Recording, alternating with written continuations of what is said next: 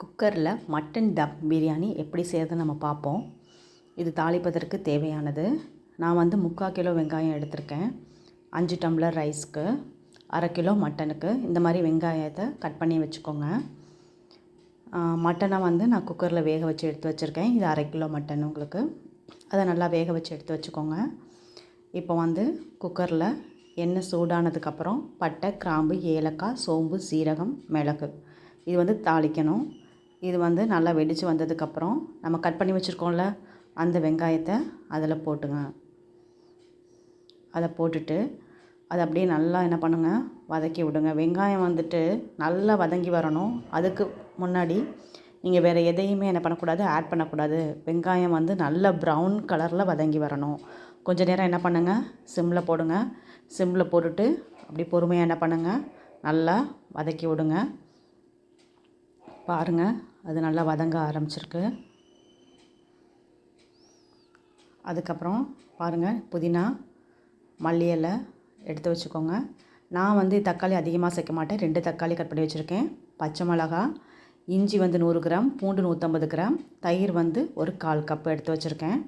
இப்போ பாருங்கள், வெங்காயம் நல்லா வதங்கி வந்துருச்சு. இந்த கலரில் வந்ததுக்கு அப்புறம் தான் நீங்கள் அடுத்ததை சேர்க்கணும். நான் கரம் மசாலா, மல்லித்தூள், நான் மஞ்சத்தூளும் மிளகாத்தூளும் இதெல்லாம் நான் சேர்க்க மாட்டேன். இப்போ அதை நல்லா வதக்கி விடுங்க.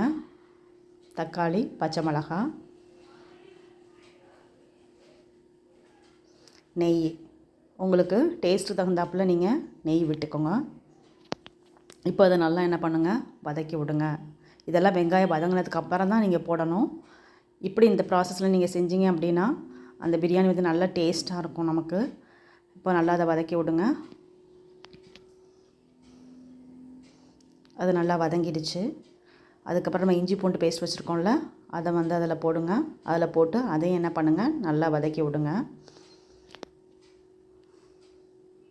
அது நல்லா வதங்கட்டும். நான் 5 டம்ளர் ரைஸை நான் ஊற வச்சுருக்கேன். ஒரு 1/2 மணி நேரம் ஊற வச்சு வடிகட்டி நீங்கள் எடுத்து வச்சுக்கோங்க. அதுக்குள்ளே இந்த பூண்டெல்லாம் உங்களுக்கு இஞ்சி பூண்டெல்லாம் நல்லா வதங்கிடும். வதங்கினதுக்கப்புறம் வேக வச்ச மட்டனை மட்டும், தண்ணி இல்லாமல் மட்டனை மட்டும் அதில் போடுங்க. மட்டன் போட்டதுக்கப்புறம் 1/4 கப் தயிர் அதையும் அதில் போட்டு நல்லா அதை என்ன பண்ணுங்கள், வதக்கி விடுங்க. மட்டன் தண்ணியை நம்ம தனியாக எடுத்து வச்சுக்கணும். அந்த தண்ணியை அதில் இப்போ விடக்கூடாது. நீங்கள் அது நல்லா வதங்கி வந்ததுக்கப்புறம் தான் நம்ம என்ன பண்ணணும், அதில் நம்ம தண்ணி விடணும். இப்போ பாருங்கள், புதினா இலை, மல்லி இலை, அந்த இலையை இப்போ போடுங்க. இப்போ போட்டு அதை ரொம்ப வதக்கக்கூடாது. கொஞ்சம் லைட்டாக என்ன பண்ணால் வதங்கினா போதும். அது லைட்டாக வதங்கி வந்ததுக்கப்புறம் இப்போ பாருங்கள், அதில் தண்ணி விடணும். நான் 5 டம்ளர் ரைஸ்க்கு 9 டம்ளர் தண்ணி தான் அதை நான் விடுவேன். அந்த மட்டன் வேக வச்ச தண்ணியும் சேர்த்து தான் நான் அதில் விடுவேன். 1 டம்ளர் தண்ணி நான் கம்மியாக விட்டுப்பேன். மட்டன் தண்ணியும் அதில் விடுங்க. மட்டன் வேக வச்ச தண்ணி அதில் விட்டாச்சு. இப்போ ஒரு கொதி வந்ததுக்கப்புறம் அதில் அரிசி நம்ம ஊற வச்சுருக்கோம்ல, 1/2 மணி நேரம் ஊற வச்ச, நான் 24 கேரட் ரைஸ் எடுத்திருக்கேன். பாசுமதி ரைஸில் செய்யலை, 24 கேரட் ரைஸு. இப்போ அரிசி நல்லா கொதி வந்ததுக்கப்புறம் நீங்கள் அதை சிம்மில் வச்சுருங்க. சிம்மில் வச்சுட்டு கொஞ்சம் அது வேகட்டும். இந்த ரைஸ் வெந்து இந்த பதத்தில் வந்ததுக்கப்புறம் எலுமிச்சம்பழம், 1 எலுமிச்சம்பழம் அதில் புழிஞ்சு விட்டு அதை அப்படியே லைட்டாக மிக்ஸ் பண்ணி அது வேகட்டும். அந்த வெந்து வரும்பொழுது உங்களுக்கு பார்க்க அரிசி மாதிரி தான் இருக்கும்.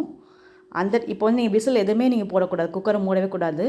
இப்படி கொஞ்சம் கிண்டி விட்டு வேக வச்சுருங்க. பாருங்கள், இந்த பதத்தில் வந்ததுக்கப்புறம் அரிசி பதத்தில் தான் இருக்கும் உங்களுக்கு. நீங்கள் என்ன பண்ணுங்கள், அதை மேலே நல்லா தடவி விட்டுட்டு இப்போ குக்கரை க்ளோஸ் பண்ணி வெயிட் போடுங்க. வெயிட் போட்டு சிம்மில் 5 நிமிஷம் வச்சு ஆஃப் பண்ணிடணும்.